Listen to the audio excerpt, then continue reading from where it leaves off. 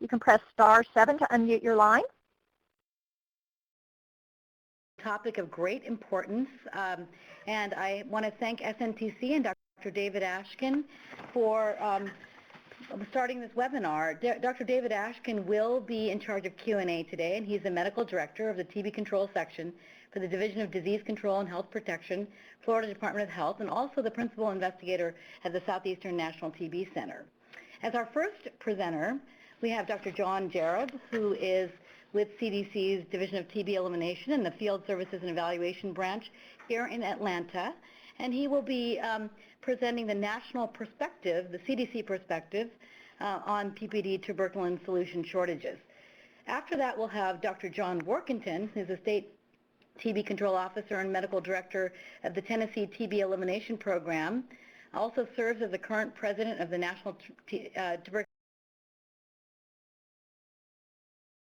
Association, and he's going to present the same topics from the state and local perspective.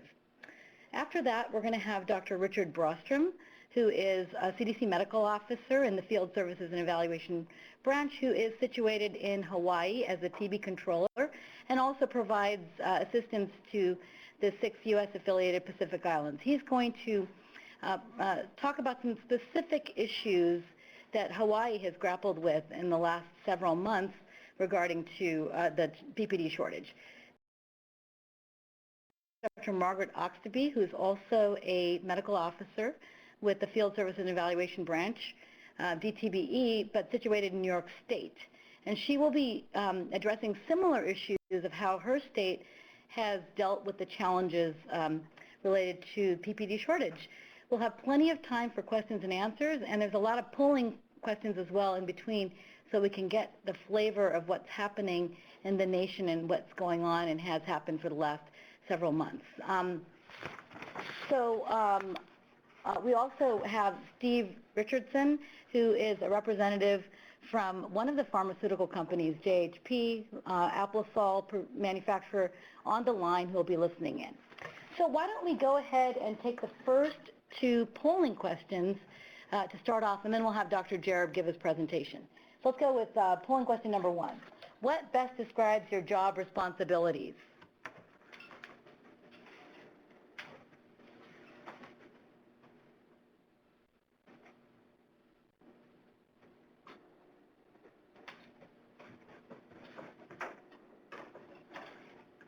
Okay, we do have 470 lines participating, so going to wait a little bit, to just another 30 seconds here while everybody rings in.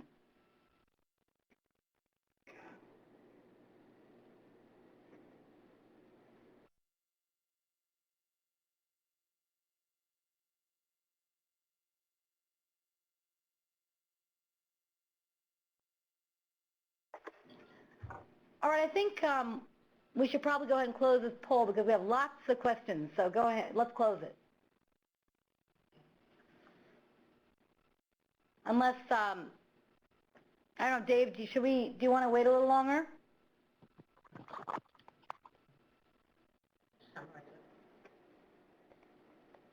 You can go on, Sandra, okay. That's fine. Who's got the flavor? Great. Would you like your next polling question? Okay, fantastic. It looks like about 50% of you on the line today are nurses in public health programs. We also have some representation from the other categories. Okay, excellent. Let's go to the next polling question.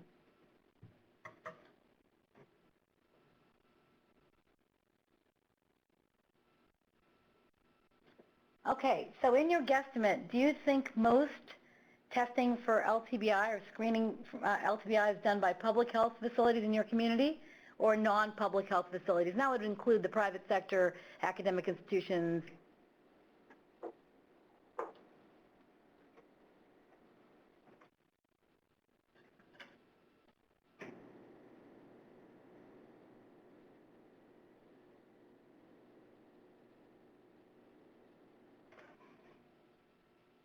Okay, it looks like it's roughly 60-40. Okay, that gives us a kind of a good idea of the practices in your community. All right, so let's go ahead and have Dr. Jereb present. So, good afternoon in the East, good morning in the West. Pleased to talk to you today.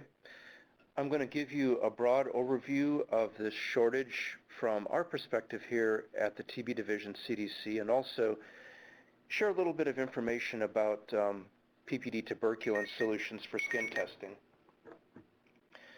Back in November of, next slide please. Who's doing slides? Oh, I can do them. Hang on. Thank you. Good. So back in November of 2012, we began to get calls that the 50-dose vials of PPD brand Tubersol were unavailable. By December, we were getting more of those calls, and also we were hearing from a few jurisdictions who were falling back on the 10-dose presentation of Tubersol that it was also becoming hard to find. By January of 2013, Aplisol's supplies were running low in some jurisdictions because providers are switching from Tubersol to Aplisol. Also in January of 2013, we were officially notified by Sanofi-Aventis, that's the producer of Tubersol, that the 50-dose vial was unavailable.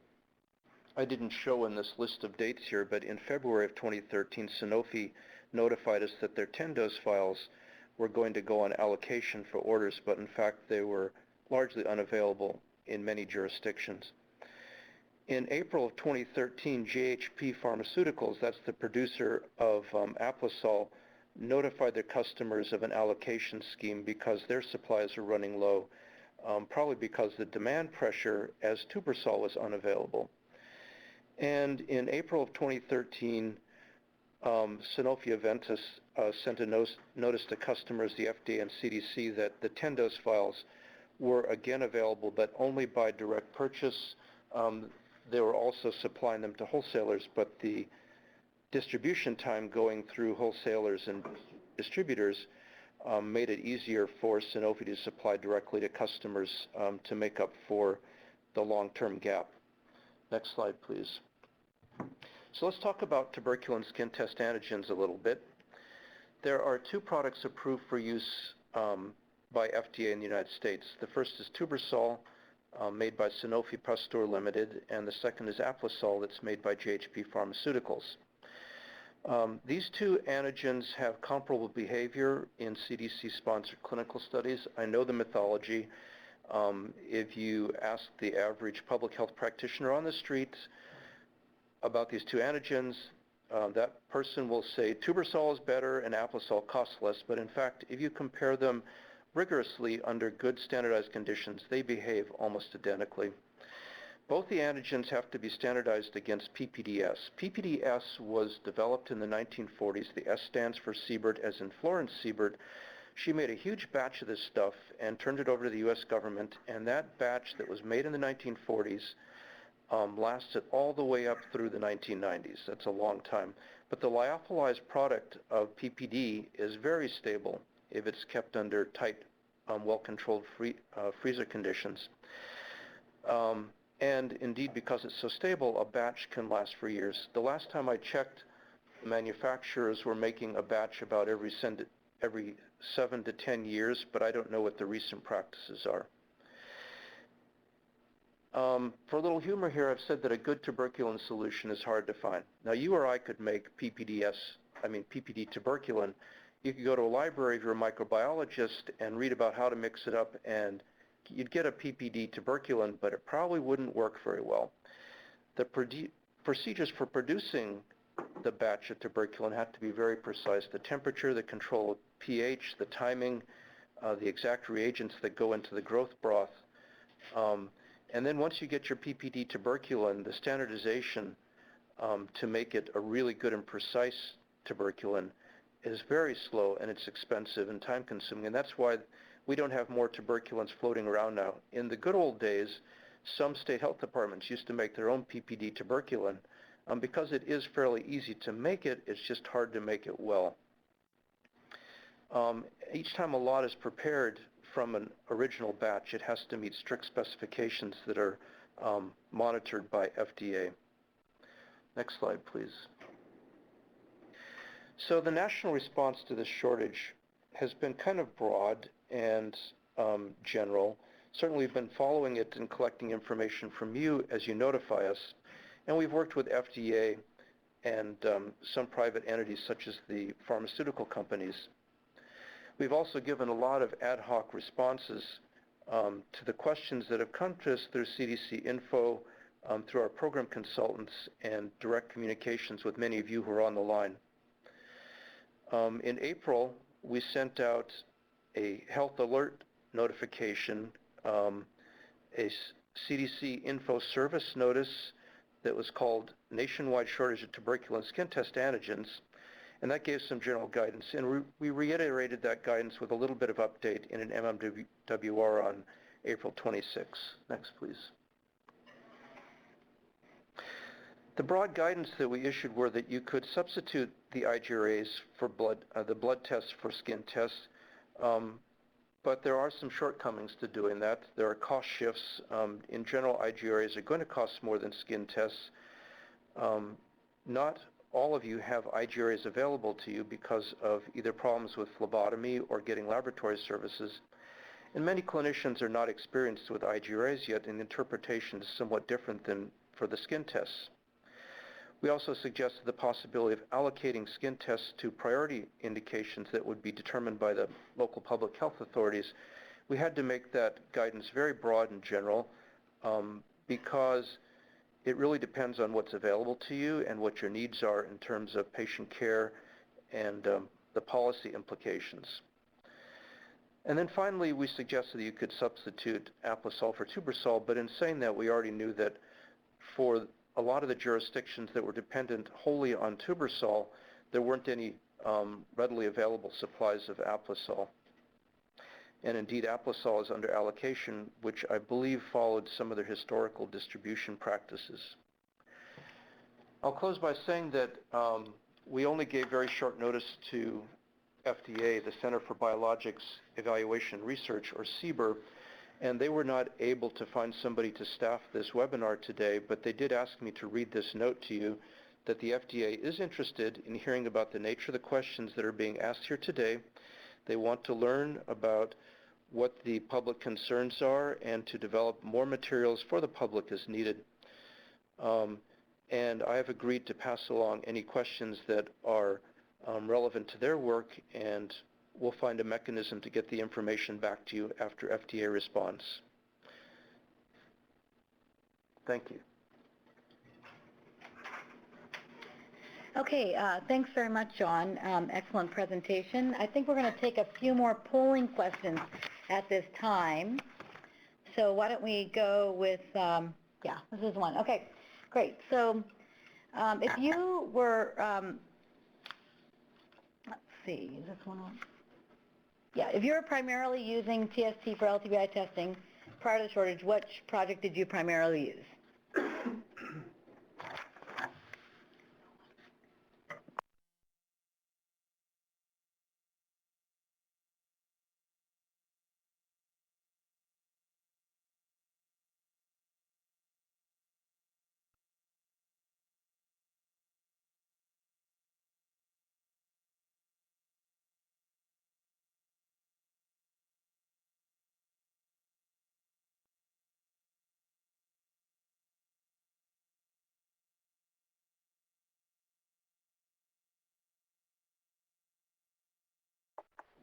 Okay, I think most people have rung in right now.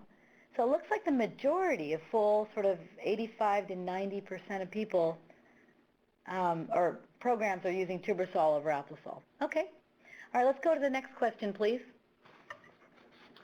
Since the announced PPD shortage, have you been able to obtain TST antigen?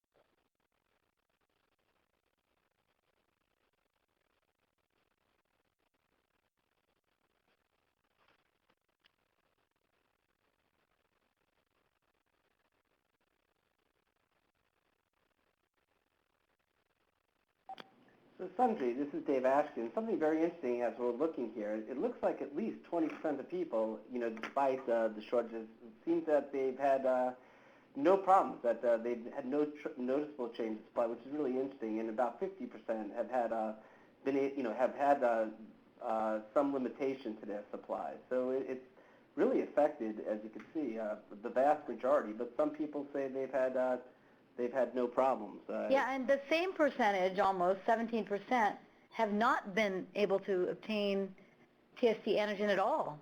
So it's interesting. And I'm wondering if this reflects where the programs are located or what the size of the program is, or it would be interesting to know, but we're not going to find that out through this question. Exactly. So let's see the next one. Okay, if you're able to receive PPD antigen, how are you obtaining it? So it's limited to those 80% who said they were receiving TB antigen.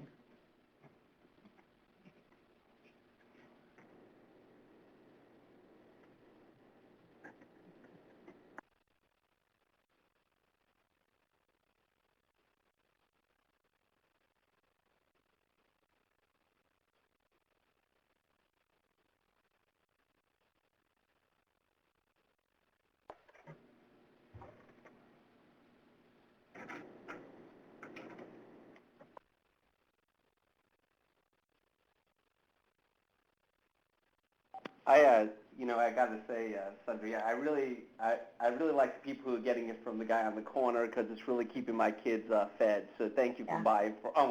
There you go. That's 7% of people. At least have a sense of humor. That's good.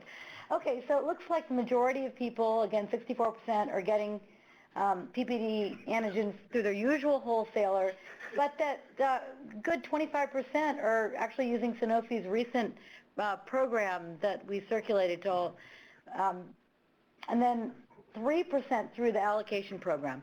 Okay, why don't we go to the next question?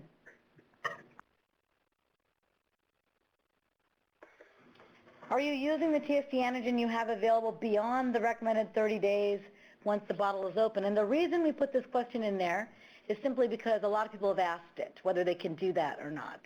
Right. And according to the label, you cannot. Just real quick, thanks for chatting, guys. We appreciate it. We're looking at it. One of the things on the other questions, one participant was saying that they actually ordered the TST antigen from the Sanofi program, but it's now costing, they're saying, much more, and plus there's a shipping cost. So that's also another implication that is occurring that I guess we're learning more about. But as you said, Sundry, this whole issue now, using it beyond 30 days, I think a lot of people are trying to figure out how to stretch what we have. But again, reminding a lot of people that this is not FDA approved, and we really don't know how well it performs outside that 30 days. But again, we want to thank those individuals who sent us questions prior so we can make sure we answer those questions. Thanks. So and it does look like the majority, 93%, are not using it beyond that, the recommended 30-day period. So, okay, good. Why don't we move on to Dr. Warkentin's presentation now? I think that's where we are, right?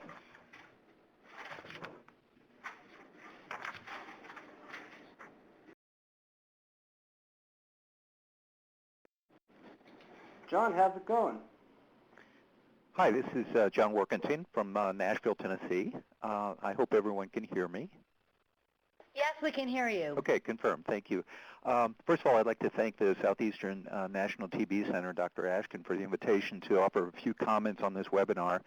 As Dr. Jereb said, nearly anyone can make some PPD solution. We in Tennessee have a very rich history of brewing our own and delivering at high speeds, and however, we don't recommend that in this situation as a solution for your PPD shortage.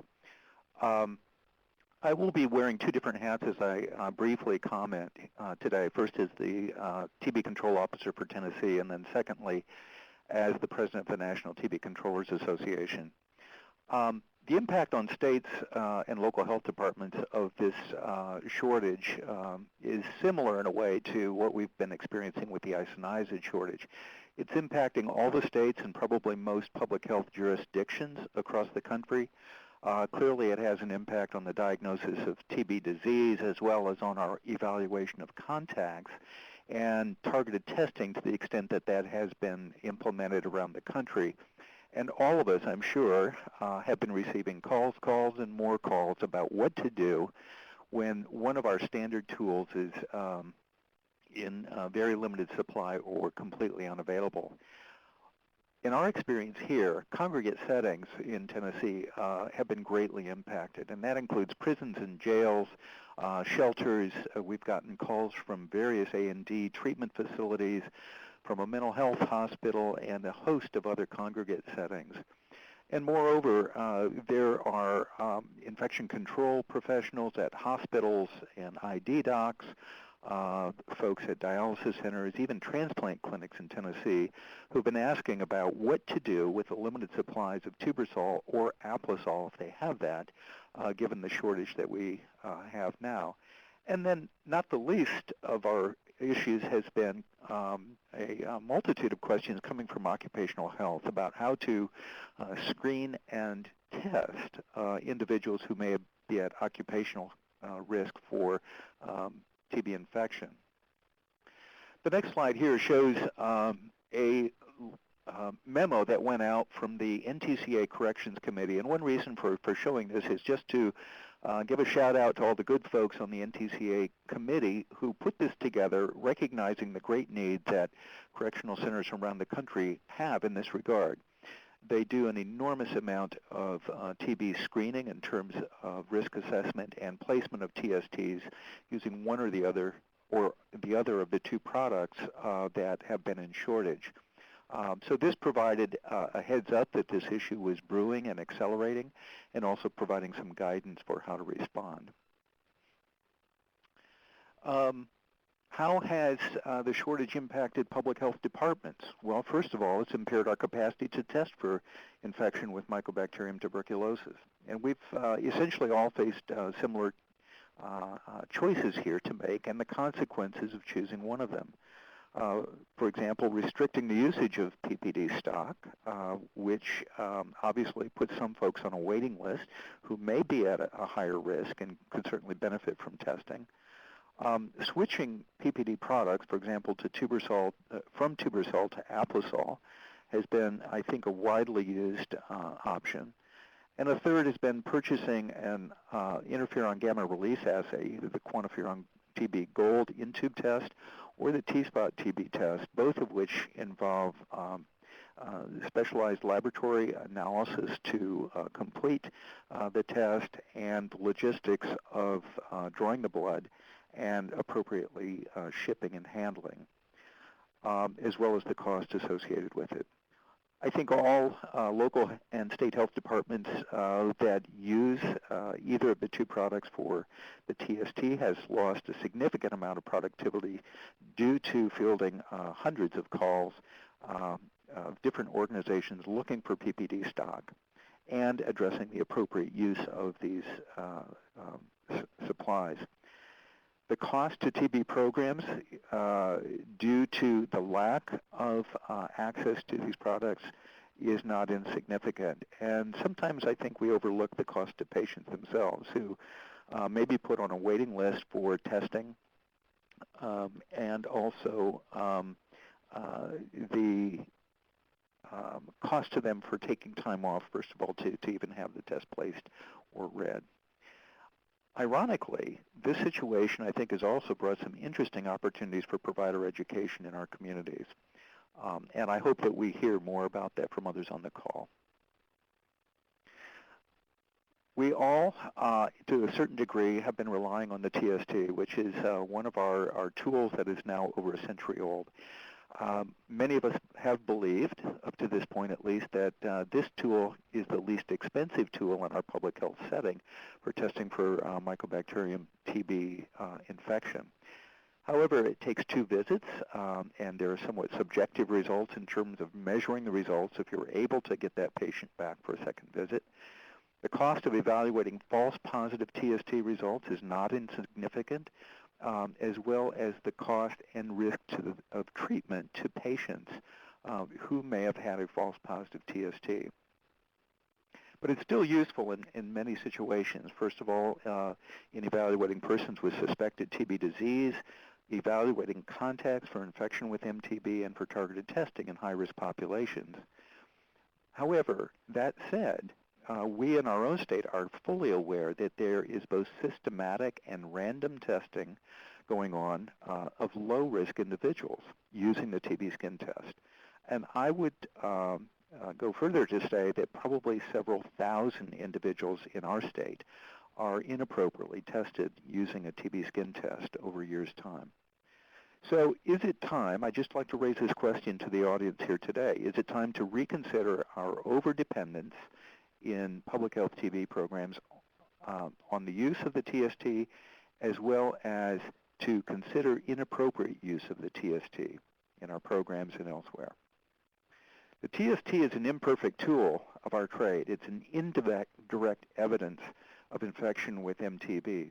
While it's useful as an adjunct to the diagnosis of TB disease, there are a number of situations in which it simply is not reliable. We have negative TST results sometimes. However, they do not, such results do not rule out TB disease.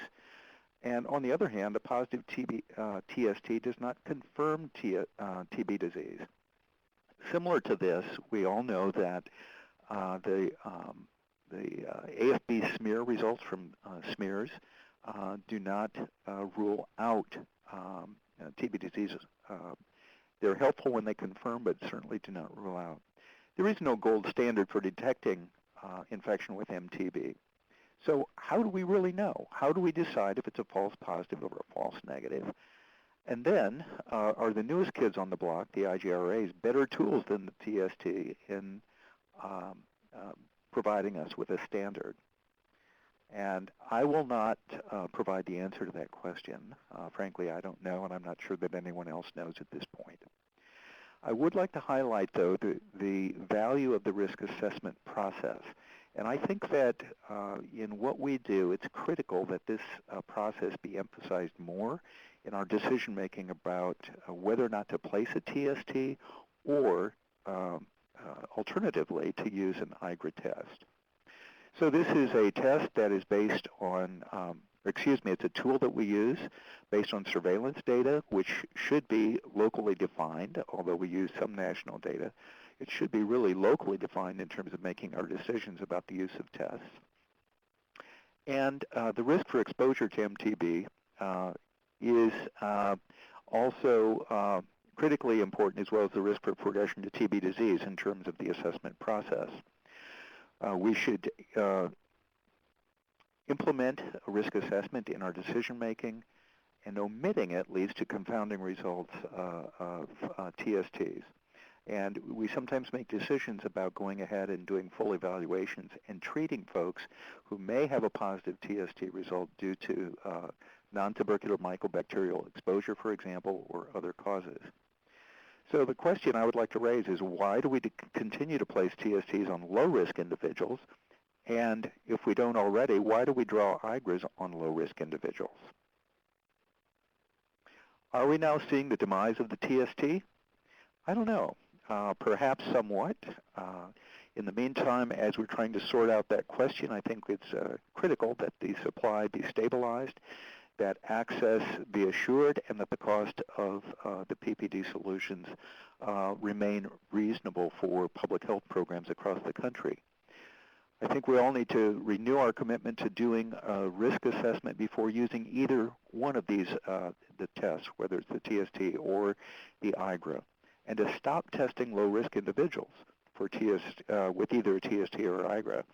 There's excess cost involved. There's risk to the patient if we go ahead and treat for what may actually be negative results. And we need to insist, I think, and as we provide community education with our colleagues in hospitals and other healthcare settings, on what the standards are for public health practice with these tests. Another aspect I think we need to take a close look at and work toward is equity. That is, to ensure that all high-risk individuals have access to the best tests available to us. Are there better tools available now? Well, maybe yes, maybe no. It's a toss-up, and there are risks and benefits associated with each of the two categories now. So I think that it is critical that development of other diagnostic tests continue. Whether there's an incentive to do that, I don't know, but I think it's absolutely essential for us to more cost-effectively do the work of fighting for TB elimination. And finally, in that process as well, it would be most helpful if applied research on the use of diagnostic tests also be done in domestic public health settings rather than overseas, such that the results of these breakthroughs would be more immediately known in our own settings here in the United States. So with that, I will close my comments and look forward to the next speaker. Great. Thanks very much, Jon, for an excellent presentation. And we're going to go through a few more polling questions. Keep in mind, we're going to have plenty of time for Q&A after the speakers. So why don't we put up the next polling question? Here we go. Has the PPD shortage caused your program to re-examine their LTBI testing policies?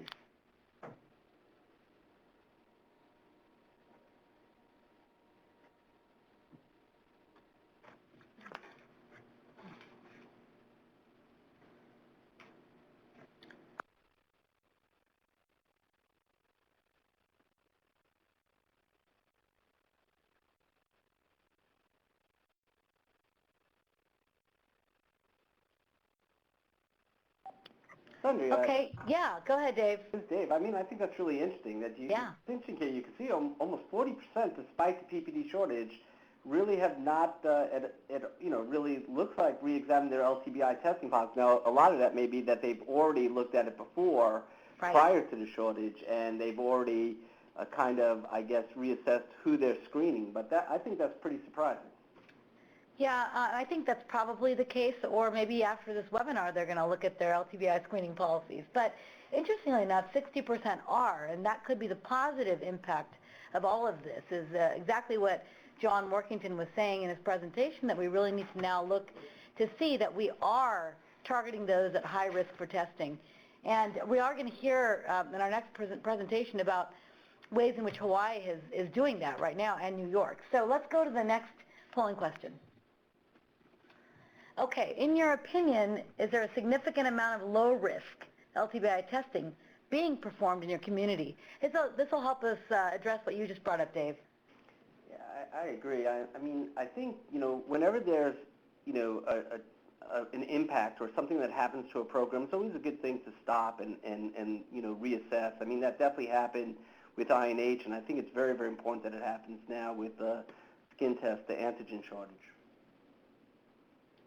So this is interesting because it looks like there's only a 10% difference from the response to the last question, suggesting that those programs that do feel that there's a significant amount of low-risk testing being done are the ones that are addressing their policies. And one of the things I'm seeing on the chat, and first of all, thanks for chatting, guys. But one of the things you're seeing, which I think is true, is that some people are saying that some of the policies are being driven by the Department of Health in their areas, where the Department of Health may really be dealing with a different population that they're seeing in their facility. And I think that really stresses the importance that it's really, the decision to test is really based on your local, I mean local, risk and assessment. Yeah, I think that is true, and I think that's what our guidelines say as well. So why don't we go to the next polling question?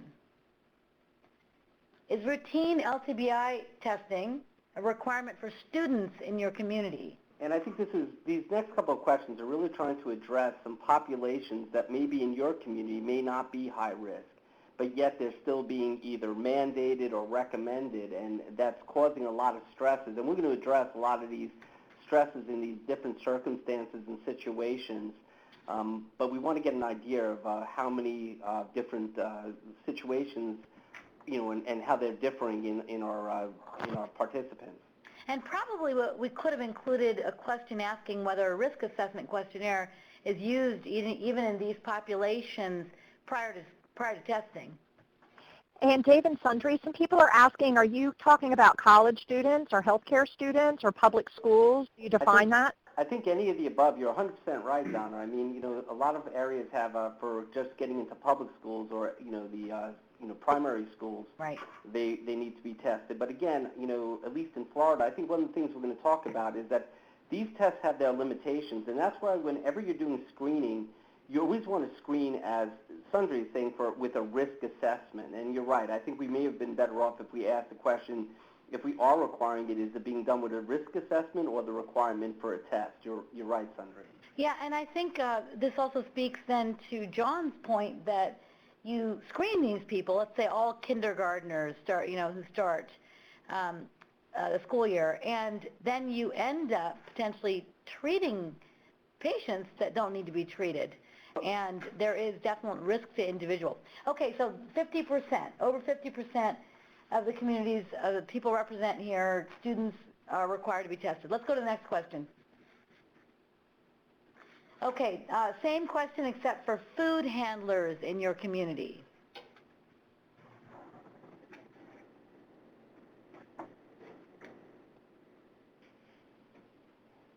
And here you see a difference, and I think this is a major change over the last 20 or 30 years, where many communities had requirements for food handler testing. And you see here, at least the majority seems like there is no screening, and I would take screening meaning either risk assessment or LTBI for food handlers. Okay. Yeah, we're seeing very different results here, as we would expect, but still 11% of those in the line are responding, or those who respond to this question are stating that there is testing requirement for these food handlers. Okay, next question. Same question, is routine LTBI testing requirement for retirement or long-term care facilities in your community?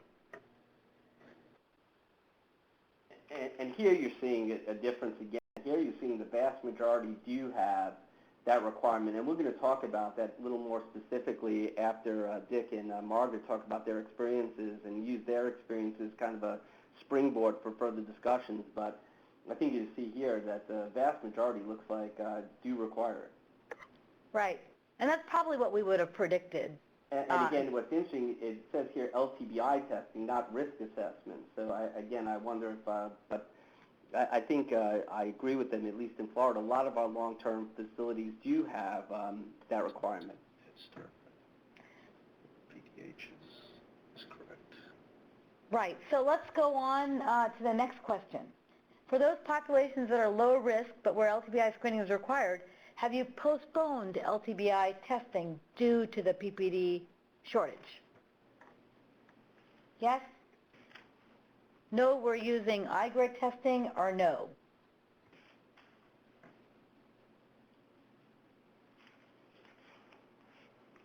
And Sundry, here I think you're seeing here that interestingly enough, I mean it's very close. I mean you're seeing that almost close to 50% have in fact stopped or at least they postponed their LTBI testing, but seeing 6% that have switched over to iGrid and 45% that have not postponed it. This is really split between yes and no.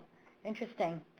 So again, I think Dick and Margaret are going to speak to this, but there's probably some legislation that's involved that drives the testing in these groups.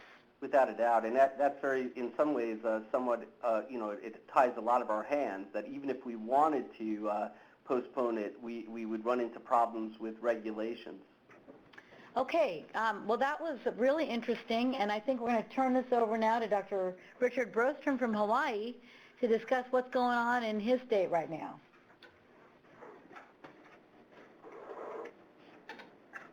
Good morning, can you hear me? We can hear you, Dick, thanks.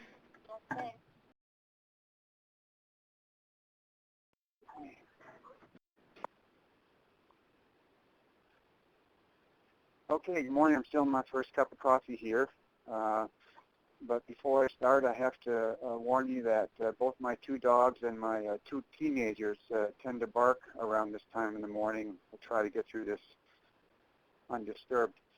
In the next 10 minutes, I'd like to review our state response to the current PPD solution shortage, and we'll talk about the current status of TB screening in Hawaii, Hawaii's response to the PPD shortage, and then maybe something we'll call the silver lining.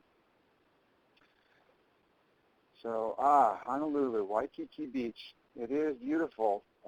but it's crowded, and it's not crowded just on the beach. Oahu County counts as the 10th largest city in the U.S., and it is a state of immigrants. Over the last 5 years, we've had the highest TB prevalence in any state, and 9 out of 10 cases in Hawaii were born outside of the 50 U.S. states. We think of ourselves as the Ellis Island of the West, and the health department has been battling high TB rates for many years. Consequently, mass screening for TB began in earnest in the 40s. Here was a successful project to screen 1,000 people per day with chest x-rays for 20 weeks. And I'm very glad I didn't have to read all those tiny little x-rays. Those efforts, however, were largely successful with resultant drops in TB rates. A 98% drop in TB rates from the 1920s was accomplished here in Hawaii. And we're still busy screening today. But as was mentioned already, some of our screening requirements are now fairly out of step with the U.S. mainland. Dick, I think there's some request that you speak a little louder. Okay. Thank you. Is this any better? Fine for me here. I don't know, Dave and Donna, are you hearing him fine? We're good, Dick. Thank you very much. Should I march on, or do we need to go backwards? No, march on. Okay. So our students are certainly over-screened, as are our food handlers. 100% screening for all food handlers still exists in the state.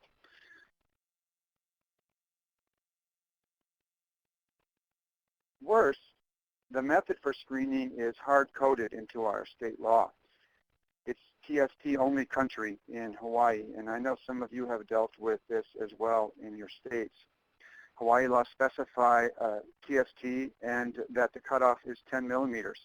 There are no exceptions. IGRAs are not allowed to substitute for the TST. Risk-based screening is not allowed, and there are no religious exemptions to TB screening that are allowed. So if a child from Montana comes over to start school in Hawaii in 3rd grade and they bring a 2-week-old IGRA, they are told that they cannot attend school until they undergo a skin test. Not surprisingly, the community, several folks have challenged the state on that, but the state has withstood several court challenges because the law is so clear. The result is that over 1,000 skin tests are placed every week by the Hawaii Department of Health. We do more than 50,000 skin tests every year. Half of them are done in our clinic in downtown Honolulu. This slide reveals some of the results of 10 years of screening for our state program. And these screening efforts have yielded 10 to 15 new TB cases every year, around 10% of our annual caseload. And you can see that the rate of TB disease per 100,000 is actually fairly substantial. So we are aware that there is some value of all this skin testing done in Hawaii. We just need to aim it better. So now to the point. Our response to the skin test solution shortage has been mostly of recent. In December, we'd heard rumors, but we had no supply problems in Hawaii. In January, we ordered extra PPD solution, although we continued to have adequate stocks. In February, our state inventory was at its usual 8 to 10,000 doses, but it was very clear that the shortage was imminent, and we reported that to our administration with hopes that we could modify our screening methodologies. However, we were able to order in March another 3,000 doses of Alpasol to augment our current inventory of 5,000 doses of Tubersol. So that's about a 2-month supply, and we were told that Tubersol would be available by mid-April. And we comforted ourselves with the thought that we were going to be able to get through this without any adjustment in our current rules. In April, the state inventory dropped to 3,000 doses, and unfortunately our Alpha-Sol order was halted due to a vendor not being compliant. It was a new vendor, and with all of the rest of the nation clamoring for a limited supply, the vendor understandably was not very interested in jumping through all of our hoops. So in addition, the date for the 50-dose vials was pushed to late May, and we got nervous at that point and decided it was time to pull the fire alarm and notify the state. So we met with the, in early April with the Attorney General, with the Communicable Disease Director, and we reviewed our options. And we came up with 5 different options. It looks like we're preparing, are we preparing a vote on these options, Sundari? I don't know, Donna, did you do this I as do. voting? Yes, I'll pull those over right now. Okay, Okay. yeah, we'll have it. I'll go through them first, and then you can pop it up there. Okay. So Plan A was an optimistic plan to change the state procurement rules so that we could purchase our Alpha-Sol and get us through to the end of May. We called the state procurement office, and after they finished laughing, I think, they let us know that that would take only a request from the governor to accomplish. Dick, before you go through them, why don't we just have the vote? Sure. Let's do that, Donna. Okay, so before you're biased with the rest of the plans, go ahead and vote. What do we want to do? Read the plans out, because we can't read that. So I'll read the plan. Plan B Yeah, is go ahead and read them. for the governor to declare a public health state of emergency to halt screening requirements and possibly get around the procurement rules. Plan C is to begin risk-based TB screening, which is a major change in operations, which our operations include 200 TSTs a day, and will still run out in about 6 weeks instead of 3 weeks. Plan D was a rarely used provision where the Director of Health can actually suspend an administrative rule for 16 weeks, but that can't be extended. Plan E was to ride it out, and there's a decent chance we're going to make it.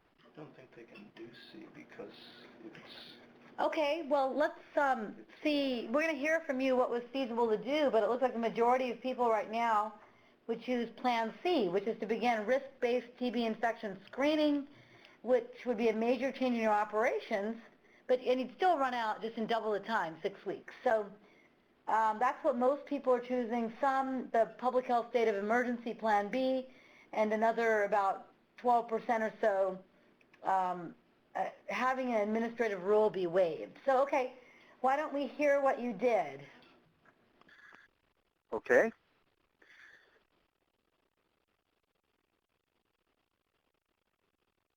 Well, Plan C was our choice in committee, but after speaking with the Attorney General deputy, it was very clear that that was against the state law and that we weren't allowed that option, and instead opted for the next best choice, which was Plan D.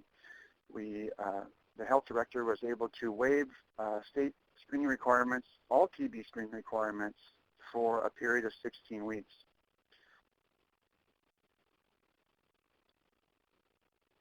Under that plan, we continue to screen our TB workups, working hard not to say the word suspects anymore. Continue to screen TB contacts. We continue to screen individuals who are referred to us by all private clinics with the medical risk factors, either medical conditions or medical treatment that increase their risk of progression to active TB. And we continue to screen our immigrants referred from DGMQ, a significant number of folks that we process each day, because we find in our V1 immigrants that about 6% are truly culture positive despite in-country screening. Overall, we estimated this would be about 200 tests every week, and that would last us close to the 4-month period by which we remain hopeful that we can resume normal activities. How about the silver lining? Well, with any crisis comes some opportunity. And for our TB program, it was our first statewide effort since I arrived almost 3 years ago to reach out directly to clinicians and improve communication with our clinicians, which we think is really important. And certainly with any crisis that's ongoing, communication is the #1 tool that you need to work through problems that are facing the state. But more importantly for us, we did realize this was a golden opportunity for us to accelerate the normal 3-year process of changing the state law and to allow for FDA-approved tests for TB infection beyond the skin test, to implement a risk-based screening methodology, which was briefly attempted in the 1990s. And then in 2007, Dr. Wing did her best to push it through, and we were rebuffed by members of the community, including several pediatric groups. The problem here is that we're trying to squeeze a 3-year process into 16 weeks, but we remain optimistic that now that we have the attention of our governor, the Attorney General office, our partners, that we are beginning to plan our public hearings already for the summer to implement risk-based screening. And here's why that's really important to us, because as was mentioned earlier, the state of Hawaii overscreens low-risk individuals and undermanages, undertreats high-risk individuals. So that same screening data I showed you earlier was broken into U.S.-born and foreign-born, and it reveals all the low-risk screening that we're doing, very sharply demarcated between the foreign-born and U.S.-born in terms of TB case rate. Particularly, you can see for students, with 126,000 students being screened and 2 cases of TB determined, whereas in the foreign-born students, nearly 50,000 screened with 50 cases. In the end, with these 3 categories of screening, we find that 95% of our active TB cases are found in 25% of the population. I remember Tom Privet at the NAR stating that placing TSTs was the New Jersey state pastime, and I think it's probably the same is true in Hawaii. Here's the same data shown graphically, and it highlights the need for risk-based screening, and I think also hints at the benefits of alternative TB infection testing methodologies that might perform better in the foreign-born population.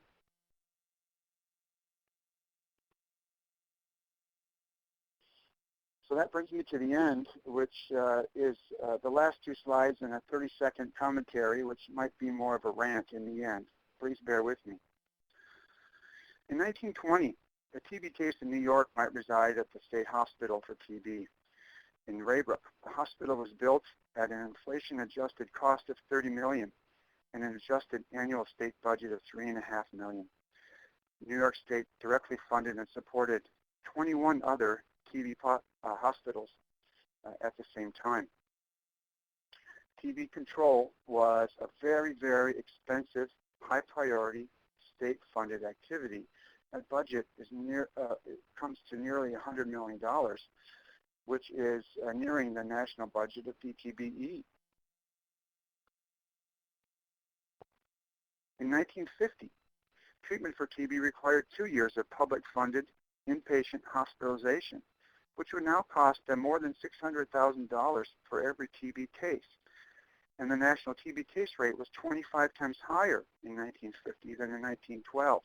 You can imagine the expenditures required to treat patients in 1950, although obviously not everyone was lucky enough to receive treatment at that time. But again, in 1950, TB control was a very expensive, high-priority, state-funded activity.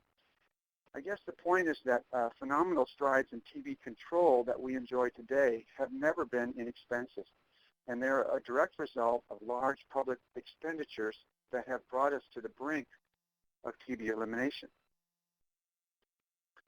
In Hawaii, our strategies for both TB case finding and TB prevention are based on a 130-year-old diagnostic test with unacceptable specificity and a 65-year-old medication with rapidly vanishing efficacy. And none of the newer improvements expected in TB diagnosis and treatment will be affordable with current budgets. The future of TB control must move beyond the self-imposed budget limitations of a $2 test and a 2-penny pill. Our budgets and our strategies are tied to possibly unrealistically and uniquely inexpensive tests and treatments. So when that supply chain is interrupted, no one can really afford a plan B, at least not in Hawaii. Instead, we're sort of left to shut down operations, and that's not really a very good plan B. So, you know, it's not been like the plagues of locusts followed by the frogs, but these two concurrent shortages of PPD solution and INH have taught us the value of redundant systems for ordering in Hawaii, of new flexibility needed for our TB laws in Hawaii, and they've revealed the resource vulnerabilities that are inherent in our current TB strategies. All of these must be addressed in Hawaii before we continue down that road towards eventual TB elimination. Okay, that's it for me, and I'd like to thank Derek Felix for some of the data included in this presentation. Great. Thank you so much, Dick, for an excellent presentation. And rather than go to polling questions now, I'm going to introduce Margaret Oxtoby, CDC Medical Officer from New York State TB Controller. So, Margaret, you're on. Good afternoon. Can you hear me? Yes, very well. Great. Well, I think that Dick presented some very broad issues, and Jon Warkentin also provided more of a national perspective and also Tennessee-specific experience. So I'll focus just on anything similar or different in the New York response, and we have shared the concern about the shortage of PPD solution. In contrast to Hawaii that you just heard really basically has a very centralized program where most of the testing is done by the health department, it's not that way in the New York State area. We have no central stockpile in the state, and each local health department, each healthcare institution, specific agency, and as well as the practices seeing patients are responsible for ordering their own supplies and conducting their own TB testing.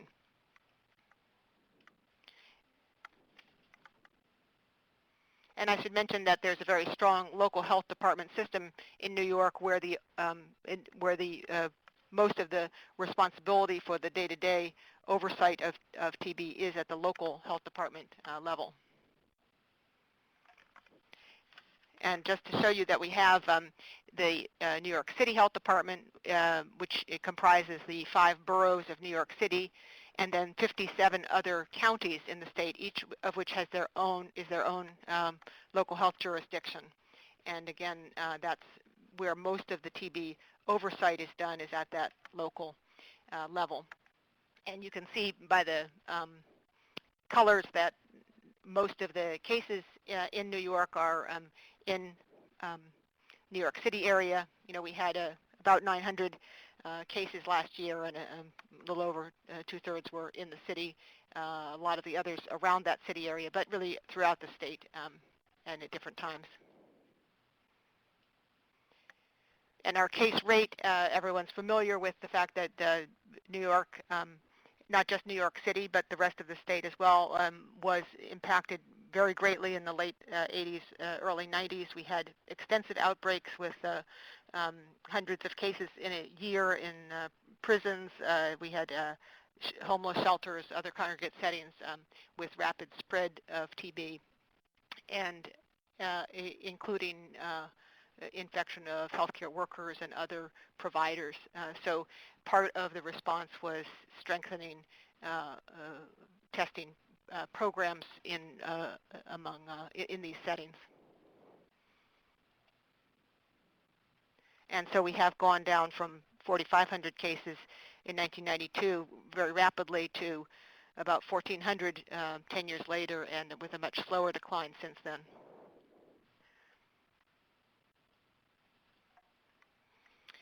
So I'm not going to go into all the details of every single setting, and one of the things that if there are some people on the line that are from New York State that want to ask me some questions, it's better probably to ask them separately to us or to the regional staff in our program, and we can definitely get you any information if something's not clear. But as we know, both employees and volunteers in clinical settings, in a variety of different settings, do have required pre-employment and annual TB assessments. And that is not only the test itself, it is also the risk, the history, the symptom review, et cetera. But it does involve either a tuberculin skin test or within the past 5 to 6 years, depending on the setting, we have passed regulations that allow use of IGRAs, either the quantiferon or the T-spot, in those for those same individuals. And again, because sometimes the health department organization, different components came together at different times, not all of the regulations are exactly concordant from one to the other, but the spirit is similar, making sure that there's an adequate baseline, including if a TST, two-step testing, and then serial testing, preferably with the same antigen, but that's not required. In terms of residents, we try to limit residents or clients or school kids or other settings where anything is required, but as people have mentioned, long-term care facilities, nursing home patients are one group that is required to be assessed on entry. We do not have any follow-up routine. There is no need for any periodic testing in the absence of symptoms. And we also collaborate with a variety of other agencies that we do not directly oversee their programs, but provide technical assistance or opinions or support for their guidance to try to limit some of the overtesting. So we had informal reports from certain areas, particularly in some of our lower incidence areas of the state, of some difficulty getting Tubersol, but didn't have significant problems until early March. And we did put out a health advisory that gave that emphasized, along with national guidance, the prioritization for persons who are contacts, those evaluated for suspect active TB at increased risk for TB due to medical conditions, or recently arrived persons. And we did suggest that they could defer the serial testing until the solution was again available, while continuing to make efforts to order it. We have had the problem in our state of clusters of tuberculin skin test conversions, which is a reportable condition. A cluster, meaning a potential outbreak, is reportable to us in settings where people have changed from one solution to the other. We wanted to avoid that, given that it appeared to be a short-term problem, and so we allowed people to develop policies at a local level where they could bring back employees required to be tested after the shortage was relieved. We then, earlier this month, put out another update emphasizing that there still was a need to comply with the regulations for testing pre-employment, and that could be done, as we've stated before, with PPDs or with IGRAs, but there was no waiver or anything of that regulation. So we wanted to emphasize that, and shared further updates as we received them in terms of availability of the solutions. So we certainly are hopeful that it will be resolved, and we again are using this as an opportunity to look further at who's getting tested, and it has brought us into contact with a variety of different partners who we had not worked with as directly just recently around these issues. So, thank you. Great. Thank you, Margaret, for another excellent presentation. So I think we've heard perspectives from a couple of our state programs. We have several more polling questions, and then we will take questions from the group. So why don't we go to the next polling question, Donna? Since the PPD shortage, have you prioritized indications for TST? In other words, prioritize patients based on their risk status, potentially, for receiving skin testing? And Sundry, this is Dave. We're getting so many questions that we want to start the questions. So we're going to do a couple of polling questions. But what I'd like to do, if it's okay, is let Donna just quickly tell everybody how they can ask their questions once we finish the next three. We're going to do just 3 polling questions, and then we can come back to them later. Okay, Donna, do you want to go over how to ask questions? That's fine. Hi, everybody. So if you were only able to join by phone because we did reach our maximum seating capacity in our webinar, you can press the *7 to unmute your phone and ask a question, and then *6 to mute. Please don't do that yet. We are still going to do a few polling questions, but we do want to give everybody an opportunity to ask questions, so you can do it that way. Those of you that have been asking questions in the chat and the Q&A, we have been watching those and collecting them, and we will try to address all of those before the end of this session. All right, back to you, Sundry. Okay. All right, so good. It looks like we have about 2/3, 1/3 in terms of prioritize indications for TST. Let's take the next polling question. If you have a prioritization scheme, what procedures have you implemented? And you can answer all that apply. Have you stopped all LCBI testing? Stopped routine LCBI testing, or just used TST in high priority testing, like, for example, contact investigation?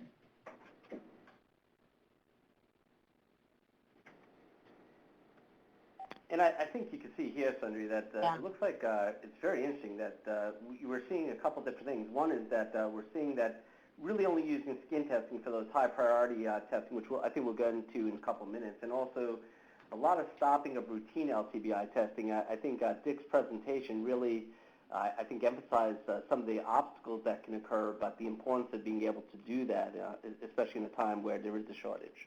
Right, exactly. It looks like the majority, 80%, are only using TST in high priority testing situations now. Okay, let's go to the next question. If you've postponed LTBI testing in this situation, are you planning on resuming testing with the TST once the shortage is resolved? Yes, as soon as the TST antigens are available. Yes, that next testing cycle. No, we've switched to IGRAs. Yes, we're testing with IGRA, but we'll retest with TST once again, or other.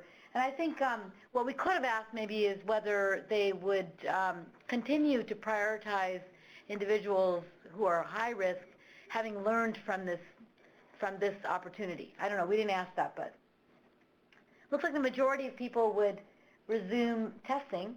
And again, we don't know if you'll resume at the same level we're doing before or not, but you'll resume. Okay. All right, what do you think? Should we stop there, Dave, or did you want to do one or two more? I think we're getting a lot of interesting chats and questions being posed to it. And I think this is a time, because we want to make sure we have plenty of time to answer questions and ask questions, because, that's one great thing about the TB community. We're a small TB community, and it's always nice to be able to share what our experiences are. So, if I can, let me start with the questions that we're getting, on the chat. So the first question we're getting is, can we specify exactly what caused the shortage? And at least personally, and I turn to Jon too, but in my conversations with the company, at least Sanofi, it is not clear, and we have not gotten, at least I have not gotten a clear answer of what exactly caused the shortage. Jon, do you agree, or? Dave, I agree. Yeah, so, I mean, I think at this point, asking what caused the shortage, we don't have an answer, and I have to be honest with you, I'm not so sure it really matters. I think the question is, what can we do, and how do we adjust as a community? So, I just want to put that out there. Right. And then, the other question we're getting a lot of is, what to do with, like, in hospitals and facilities where skin testing, or at least LTBI testing, is required on an annual basis. And, I think the first thing we would say is that it's important to assess is that still necessary, as the CDC guidelines pretty much point out that, the need to do testing and how often is really based on the risk assessment of your facility, and that should be adjusted that way. But there are a number of facilities right now that there's not enough antigen. So I do know that many have actually postponed at this point, their testing, and they're waiting for the antigen to come back, and we'll resume it at a later date. I'm seeing some discussion. I wonder how the rest of you guys feel about some of the hospitals are thinking about switching to IGRA, but I think you'd agree it's a little difficult to go from skin testing to IGRA because you don't want to keep going back and forth. Sundri, do you agree with that, or? Yeah, I think absolutely, and I'm going to have Jon speak to that as the author of the MMWR as to why that might be a problem to go from one test to another during serial testing. Right. So this is fairly subtle, but I'll talk about serial testing and what happens when you switch around between the testing methods. Of course, there are the administrative problems that you don't just suddenly one day buy a different product and change all the processes. You do have to retrain people. You have to put different kinds of tracking systems into place. Those little nitty-gritty problems become big nitty-gritty problems if you're dealing with thousands of employees in a major hospital. And even in a smaller setting, when you don't have that many personnel to work on infection control, it's still a big deal to switch, certainly between the skin test and the blood test, but also even in terms of setting up the ordering practices to switch between two products in the same category. And then there's the fact that even though all of these testing methods and products are comparable in cross-sectional studies, on the individual basis, they behave a little bit differently. So here's an example. If you had 1,000 people and you test them all with Aplasol and you test them all with Tubersol at the same time, you might find that you get 5 reactions with Tubersol and 4 reactions with Aplasol, very close numbers, but they won't be the same 5 and the same 4 that are reacting. So whenever you switch between products and you're testing personnel over and over, you get some weird fluctuations of results that you have to deal with. Then there's the added fact that we still don't know that much about how well do IGRAs behave in serial testing programs. Certainly with TBSC and Task Order 18, which still doesn't have its results published yet, there were some very disconcerting discoveries about the stability of results with IGRAs, both the quantiferon and the T-spot. So in switching, it raises a lot more problems than perhaps you'd get if you were just to defer testing for a while.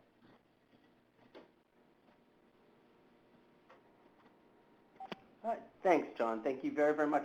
Why don't we stop for 1 second? Does somebody on the phone have a question? If you just push *7, and we'd be, tried our best to answer it, or any comments, please.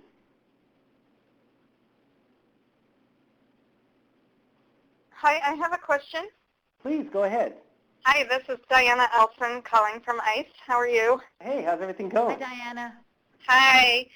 So I really appreciate the discussion, and Jon Warkentin, thank you for including the discussion of corrections. So as many of you know, we have a nationwide population of detainees that are all foreign-born, and so I would assume that you would consider them all falling into a high-risk population.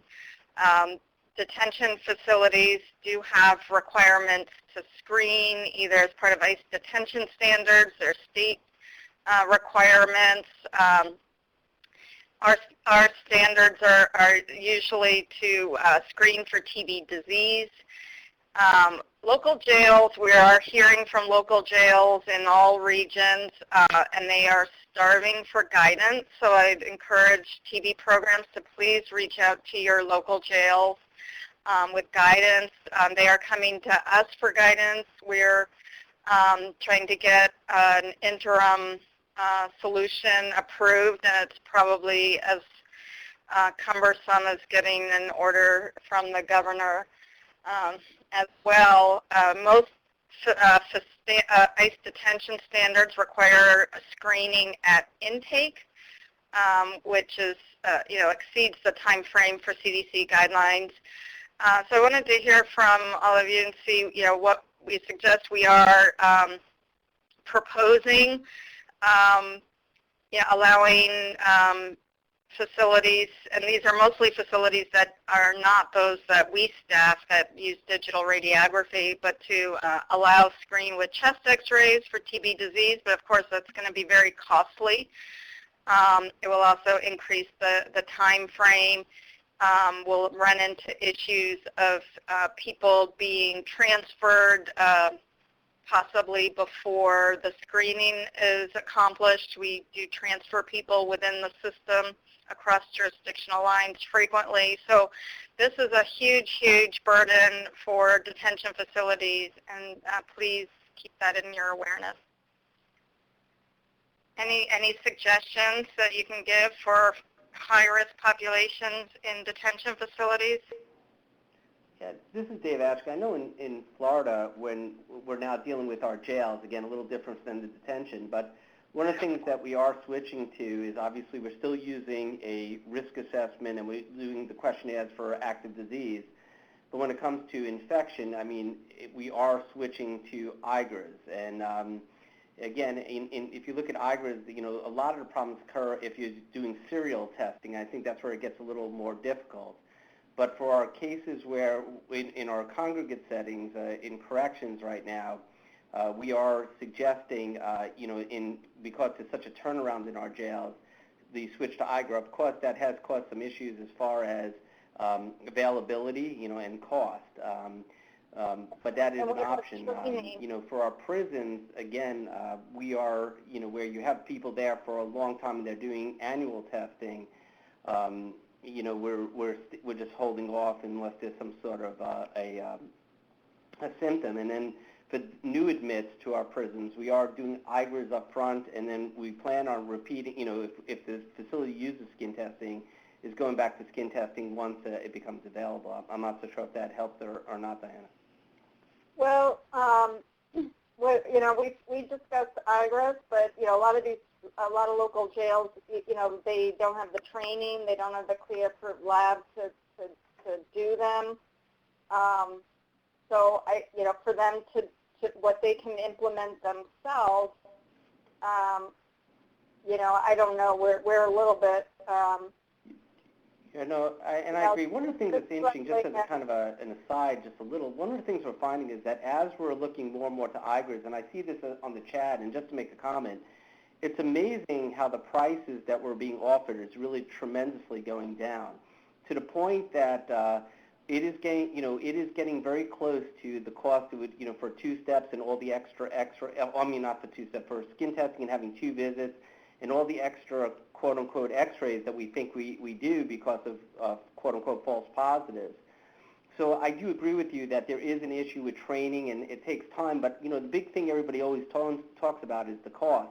But we're seeing tremendous drops in cost beyond what we would ever have thought. As a matter of fact, at least on our state contract now, we're being offered $25 for a particular test, which is really made us rethink about our what testing we're doing. So I suspect if the price was right, especially long term, then it would be worth your while to consider retraining staff. Yeah, Diana, this is Sundari. I just wondered, what's the main obstacle with doing that in your facilities? No, it's not our facilities that we staff. It's the 250 local jails nationwide that we do not have direct oversight of the medical care. They do their own procurement. They probably don't get special pricing. We don't train them. They would be, they're under their own jurisdictional authority. And so,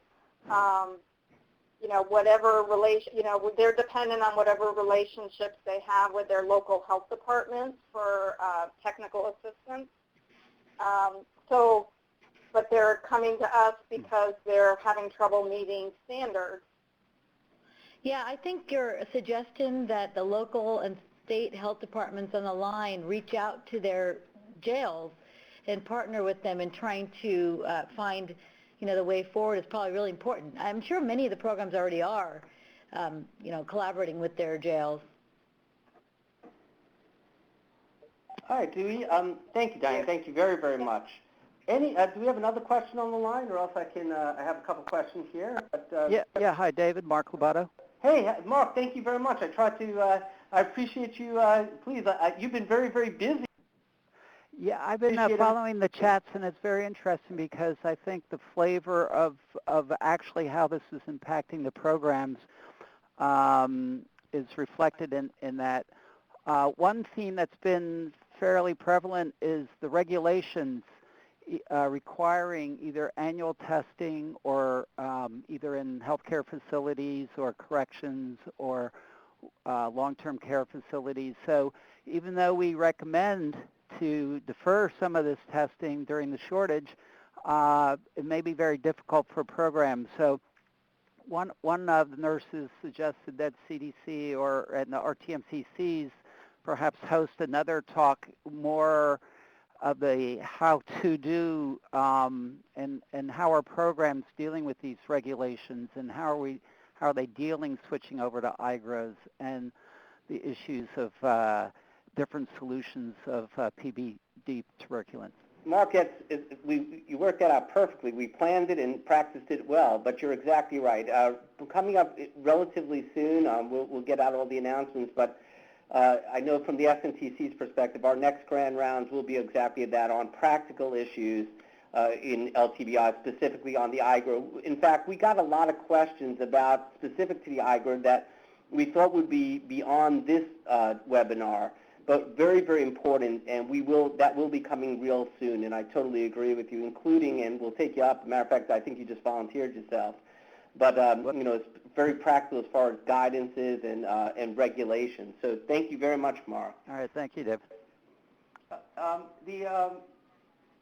One of the questions that was brought up on the chat was that, the question was Sanofi's recently announced 10-dose vial program available to private providers or to public health? And again, Sanofi does.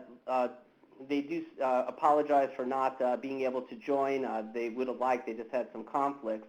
But they did send out a message to me for that the 10-dose vial is available to practitioners, or as they call them, end users, meaning either public providers or private providers who use it.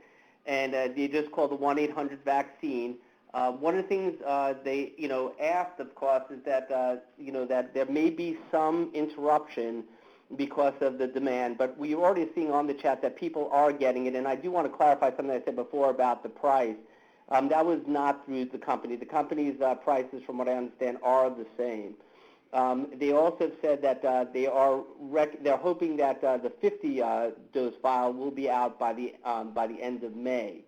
And as you also know, and we have Steve Richardson on the phone if you have a question for JHP, who's very, very kind to join us.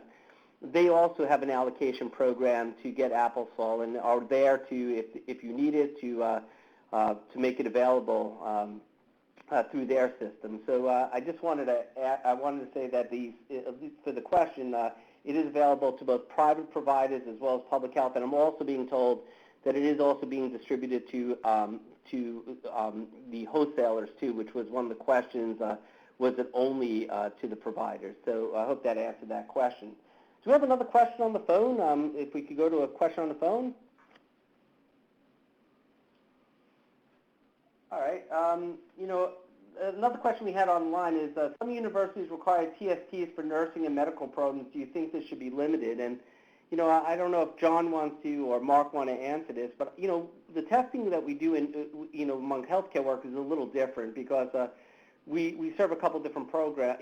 The reason we do it for a couple different reasons. One is that obviously if a healthcare worker should develop TB, it could be very catastrophic considering the significant number of immunosuppressed individuals that we deal with. So we want to know that if we're infected, that we would hopefully try to take the meds to prevent it. But the other thing is that frequently, if there is a case of TB, we need good baselines among our healthcare workers, and that's why it's important, as John pointed out, not switching back and forth and having good baselines. So I don't know if John or Mark want to, or Sundry, you want to comment on limiting in healthcare workers, but I'm not so sure necessarily that the move would be to limit it. I think it's more important that we base it on the risk assessment of the healthcare worker and the facilities they work in and base it on that. Do you guys agree? Well, Dave, this is John, and I would just add that it really needs to be a local decision because the healthcare worker in Miami is not the same as the healthcare worker in Des Moines and is not the same healthcare worker as in San Francisco. So really, I think that should be a collaborative decision between the infection control practitioners that work in those institutions and the TB control authorities that serve those jurisdictions. John, I totally agree. Thank you very, very much. I appreciate it. I guess, we got a number of questions, and I know, John, you addressed it, but we're still getting, the question switching between tubosol and applesol. And I guess, just to clarify one more time, is just that, I think you'd agree that you're always better off, looking at apples and apples. It makes it easier to interpret, if I'm correct. Well, it does, Dave. I think that if you just have patients coming through a clinic and one-time testing, that the impact of switching between the two antigens is probably not substantial. But if you have serial testing where the same person's getting tested over and over, switching between the two antigens probably does make a difference. So if your testing is, for example, in an immigration clinic where you don't anticipate that very many of the patients are going to get tested more than once, the switch between antigens should not make a substantial difference. I agree. It's that serial, but I totally agree.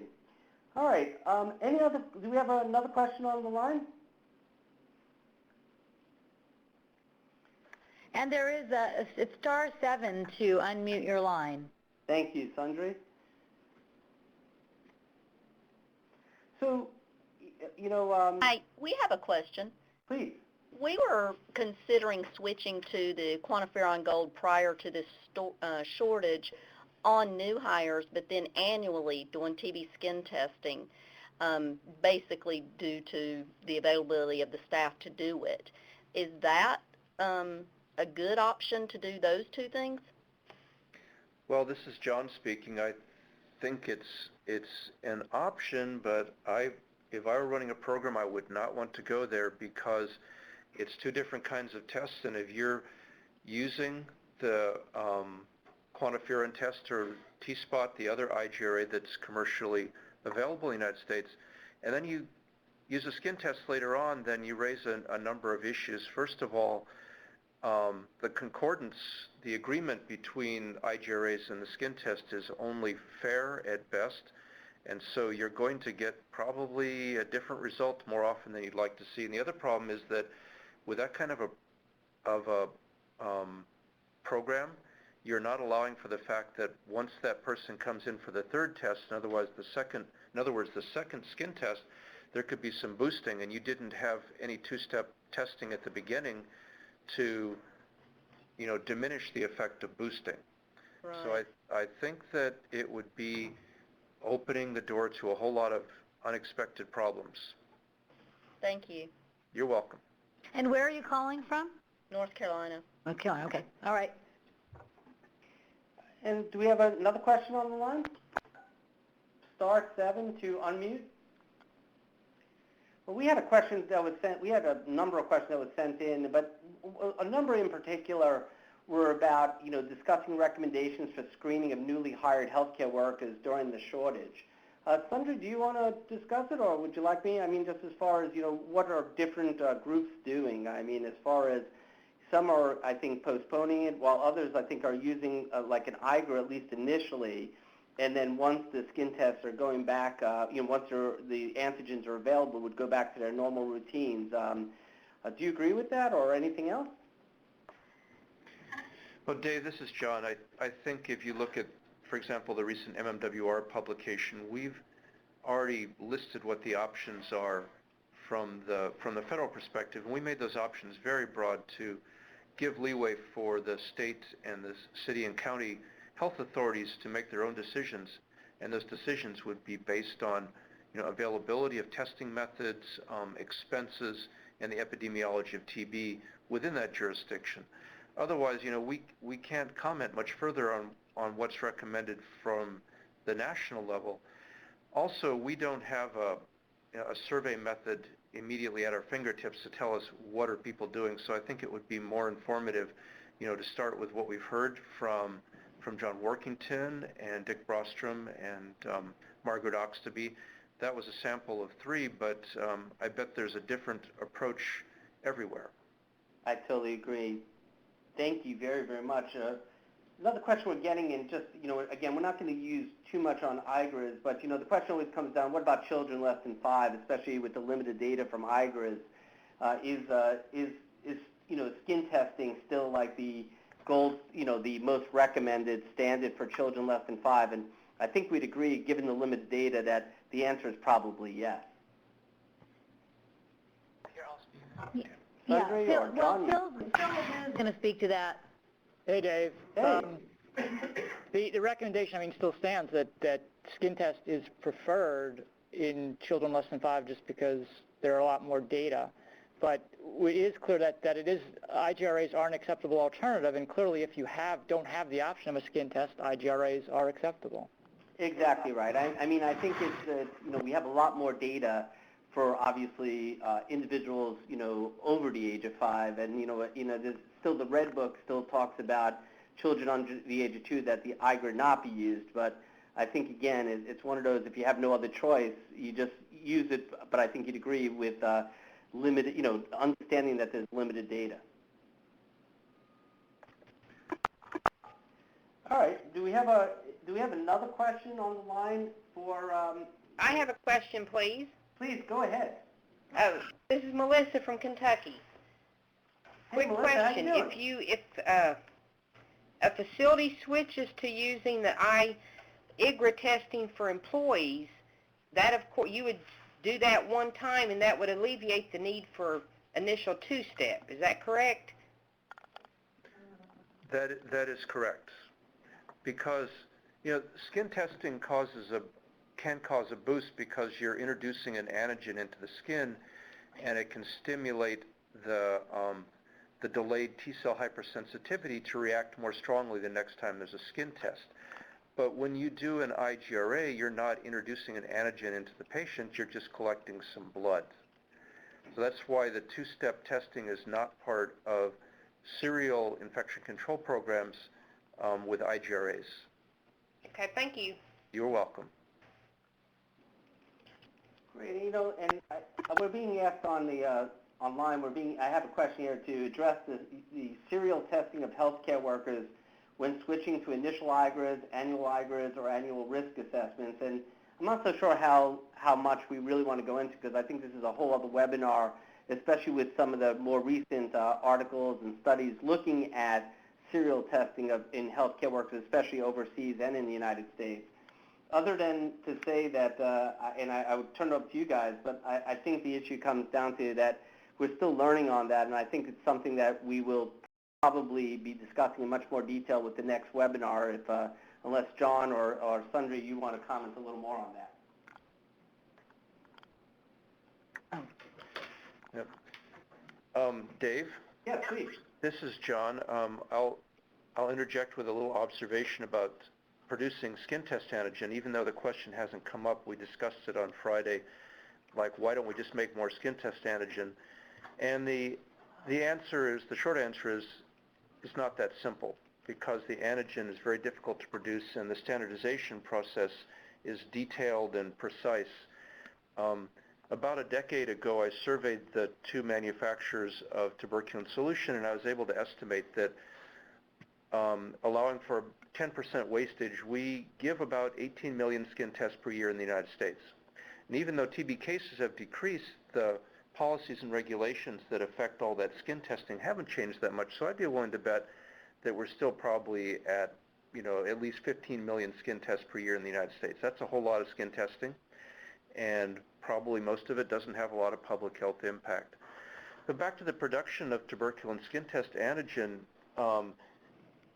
we would love it if the producer of Aplasol could just snap fingers and instantly turn out a few thousand more vials of their antigen, but that can't be done. Also, the question comes up, well, why don't we just import something different? And I'm not going to wish that on anybody, because around the world, quite a few different skin test antigens are manufactured, and they're standardized in their own countries according to their own standards. But if we were to get one of those approved in the United States, the approval process itself would be very long. I'm sure that it would take more than a year, although I don't know all the requirements. And if we did get another product into the United States, even if it met specifications, which would be very difficult to do, it would still behave as a third product. It could not be identical to Tubersol, and it could not be identical to Aplasol, just in the same way that Tubersol and Aplasol, even though they give comparable results on a population basis, they do behave differently if you go patient by patient. So that's just, some questions that hadn't been raised so far.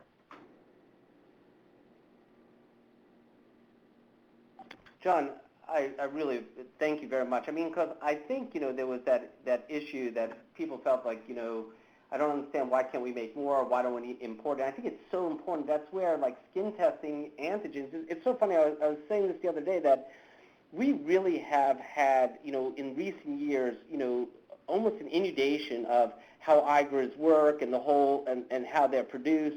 Whereas with skin test antigens, which we've had around for over 100 years, actually, I can't remember really the last in-depth, or, discussion on the difficulties with it. And I think that's brought a lot of this to light, and how vulnerable we are if something goes wrong, and actually how lucky we've been that there hasn't been more going wrong, and what the process are to standardize. So, John, I appreciated your discussion very, very much. One of the questions we're being asked is what is the current date predicted for the resolution of the shortage? And, as you guys know, and has already been stated, it's been kind of going back and forth. We were first told that late April and May. When I spoke to Sanofi, at least, my understanding was that they were hoping to have right now they're having the 10-dose vial out, and they're hoping to have the 50-dose vial out relatively shortly. But even when that comes out, I think you'd agree there's a lot of back order issues, and it may be a little while, but they're, in relative terms, it seems like they're at least discussing that they're hoping it will be relatively quickly. Right. Do we have another question on the line? Yeah, Dave, let me just add to what you said. We've discussed those same questions with our colleagues at FDA. And, wow, and we didn't discuss them with that dog, but I'm sure. But that dog also has some very relevant information for us. Our colleagues at FDA have a strong role in the way that these products are standardized, the way that they're labeled for sale, and the manufacturing practices, but they can't in any way direct or regulate the availability of these products. And indeed, our colleagues at FDA only will know as much as we do, which is what the producers tell us. And that's what you were telling us just now, Dave. Exactly. I mean, it's kind of a hard situation, but we just got to keep our fingers crossed, Do we have another question on the line? Okay, one of the questions we're getting is, a bottom line is that, again, there's some IGRA questions, which I really want to emphasize. I think is a whole other webinar, which we will do shortly. But, one of the questions they were asking with IGRAs, which is that when you're doing IGRAs for a contact investigation, just as you do with a skin test, do you do initial IGRA and then 10 weeks, post, to make sure that there is no quote-unquote conversion or delay in responding? In general, the answer is yes, if I'm correct, John. That's what's in the recommendations now, with the caveat that's in the recommendations that we still don't have a lot of data that would tell us what is the time between infection and the conversion of an IGRA result from negative to positive. So the presumption is that it's in the same 8 to 10 week window that would be for skin testing, and a tiny amount of data supports that assumption, but I think it may play out to give a slightly different number eventually when we have more experience. I agree. Hey, Jon Warkentin, are you still on the line? *7? Yes, I am. Hey, Jon, me and you had a conversation a little while ago, and I'm going to put you on the spot, but I'm seeing a couple people on the chat and asking questions similar to this, which is essentially,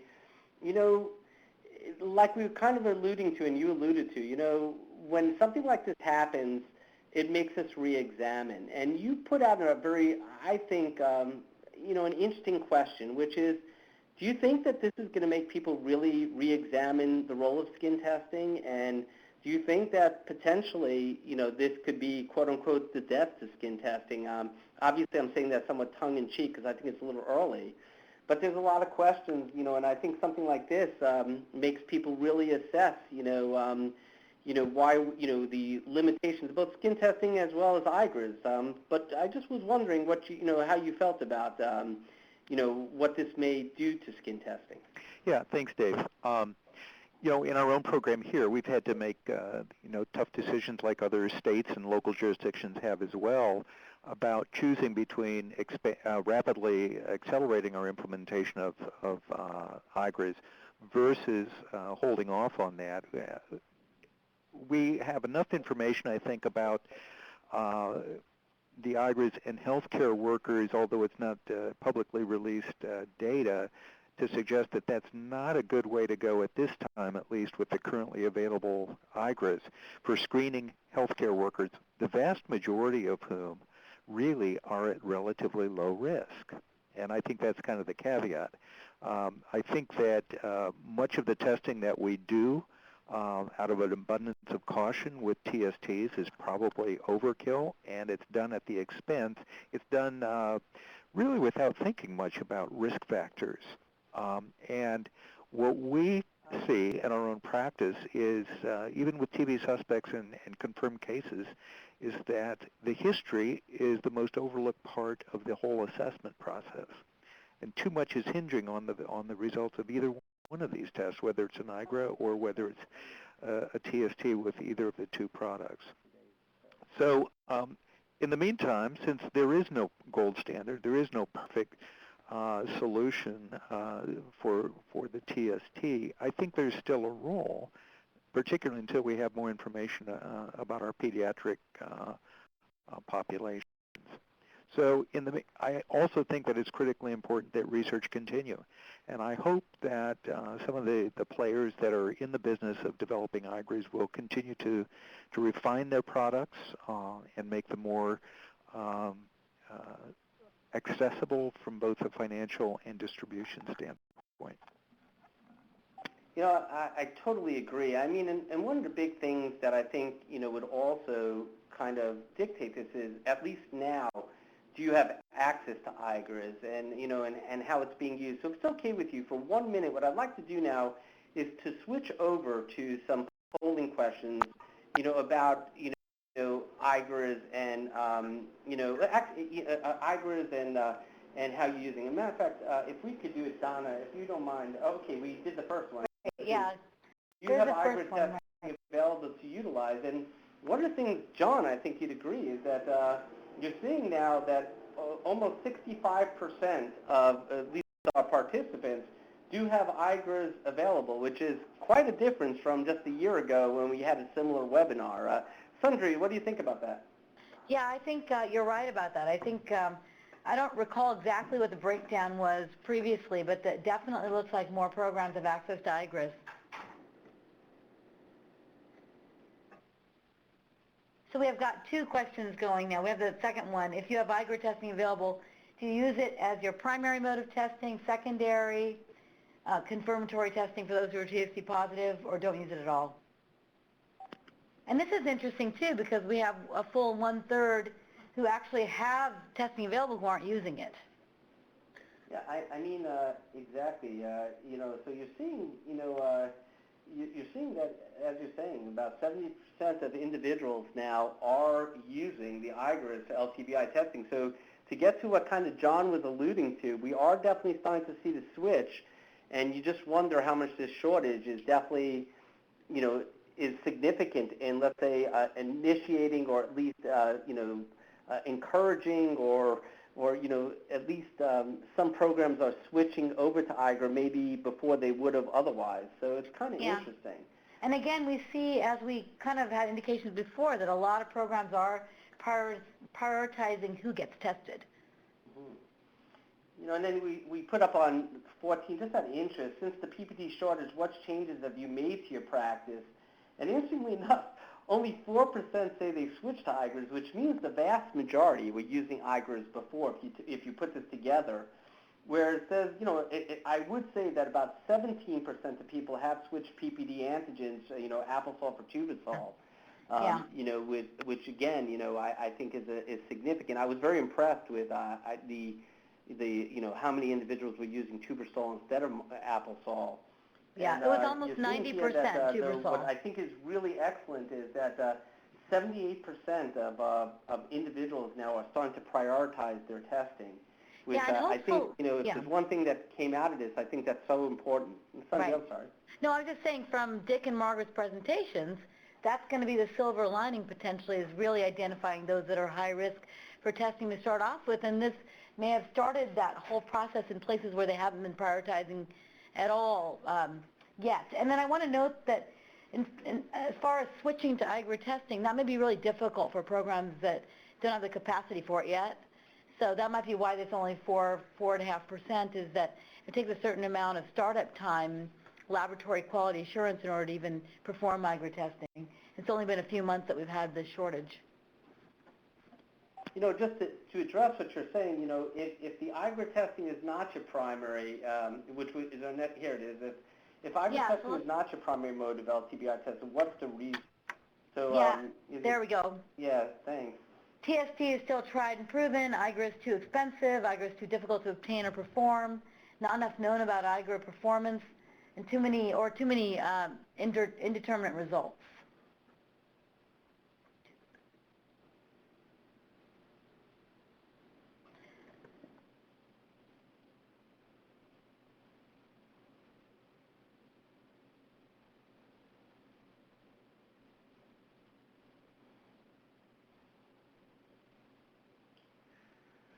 So it appears that that IGRA is too expensive, and I totally agreed with that. I mean, I got to be honest, we're very surprised, and I see a couple people chatting. It's not just us.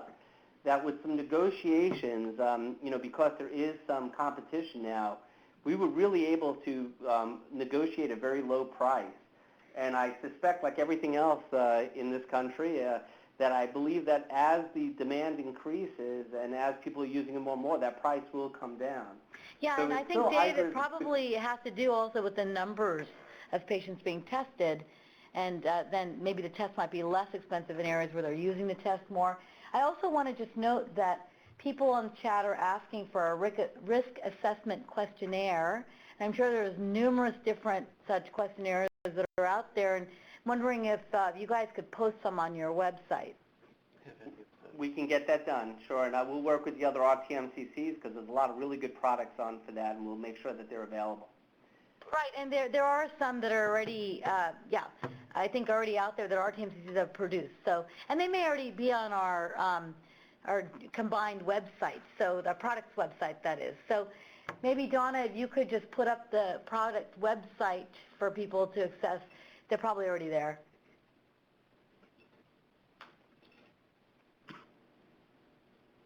Great. Did we have another polling question, or did you want to answer some of the other questions that have been asked? Let's see if anybody, after these kind of questions, let's see if anybody else, we have a couple minutes left. Do we have anybody else who wants to ask a question on the line? Star 7. Hey, Dave, this is Kevin Fenley. Hey, Kevin, what's up? Not much. Just had actually more comments. I'm sorry I've been going in and out, so I don't know if I might have missed this in the discussion. If so, I'll apologize ahead of time. But one of the things I've seen and heard in the calls I get is that there's two roles for assessing LTBI. One is for the individuals in terms of screening. The other is more population-based for surveillance in hospitals.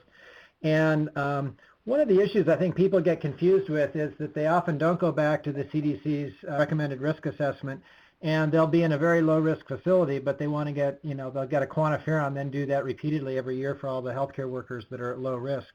So, a lot could probably be saved if you just followed the basic CDC risk assessment in the guidelines for preventing transmission.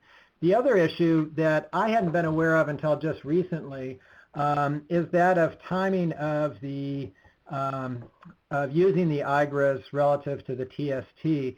And there's a group from Spain that's published on this, one in the Scandinavian Journal of Infectious Diseases back in 2011. And, we're probably going to be seeing some more interesting data come out about this, but there's probably, a similar window for the quantiferon, maybe even longer than for the TST. So people should just consider that they may, if they're being used in a contact investigation to, wait at least 8 or 10 weeks. Without a doubt. Kevin, thank you so much. And I think you brought up a great point, which, I think, we're always looking for better tests, but there's ways to make the tests better. And the risk assessment is not just about learning who we should screen, but it actually makes the test better. I mean, it's all based on Bayes' theorem, which is that whole concept that the accuracy of a test is really dependent on the prevalence of the condition in the population, which essentially, to make it simple, and I always like to use this, is that if you test 100,000 men for pregnancy with a beta HCG, you're going to get a number of positive tests for pregnancy, but I hope the men are not pregnant, I think. And, the whole idea behind that is that if you have a positive test in a population with a low risk for the condition, it's more likely the test is falsely positive than truly positive. Whereas if you test 100,000 women for pregnancy with the beta HCG, if you get a positive test, it's more likely to be true. So Kevin, your point is so well taken, and I think that's one of the most important messages, I think, is that we really got to get back to our risk assessments and making sure that we're using these tests in the population where the test can be most effective. It gives it its best chance.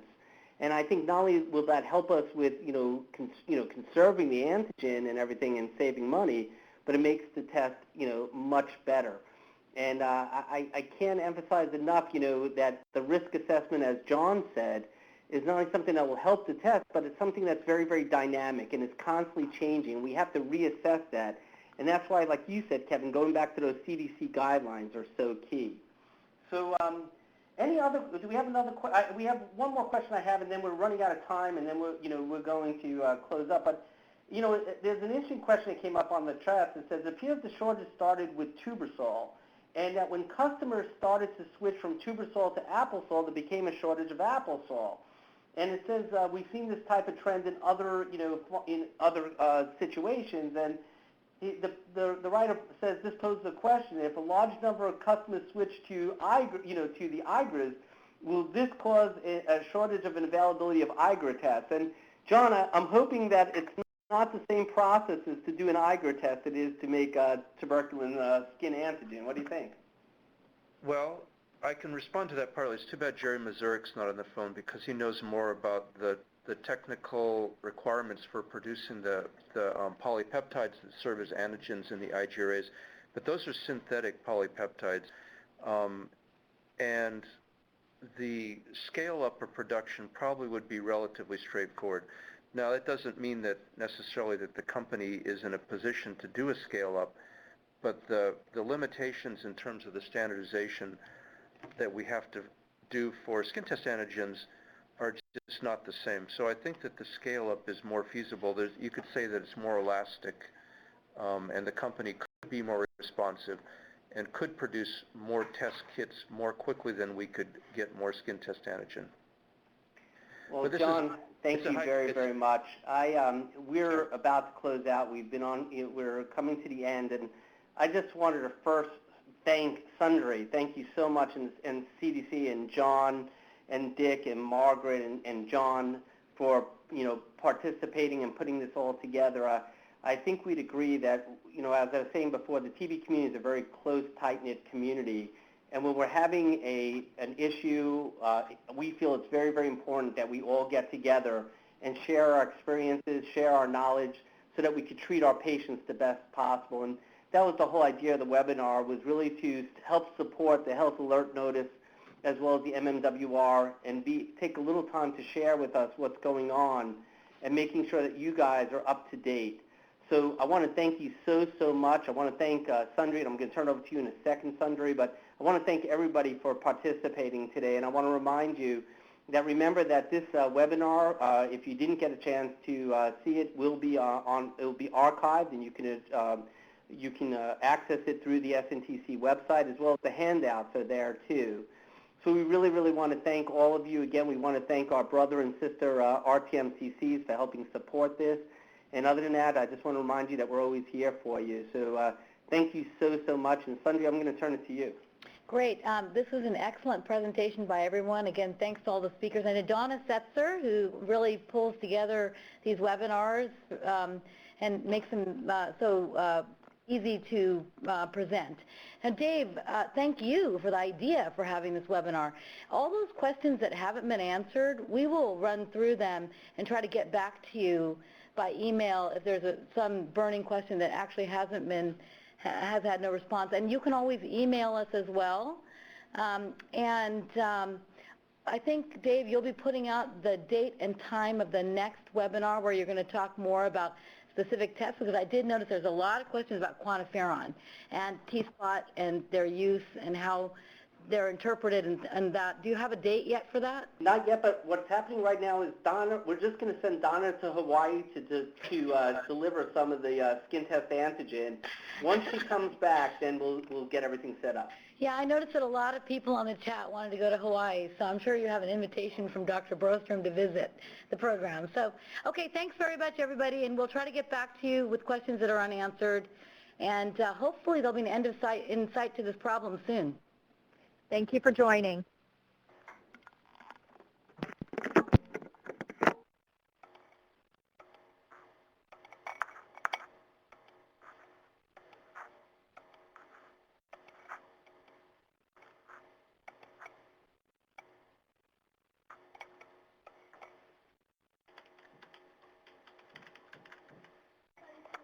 Hi, come on in. No, you can come in. No, come on in. No, I'm just saving something.